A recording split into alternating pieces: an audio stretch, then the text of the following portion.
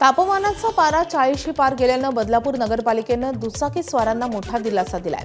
कालपासून दुपारी 1 ते 4:30 या वेळेत बदलापुरातील सर्व सिग्नल बंद ठेवण्यात येणार आहेत। गेल्या आठवडाभरापासून वाढलेल्या उष्णतेमुळे सिग्नलवर काही दुचाकीस्वार चक्कर येऊन पडल्याचे प्रकार घडले।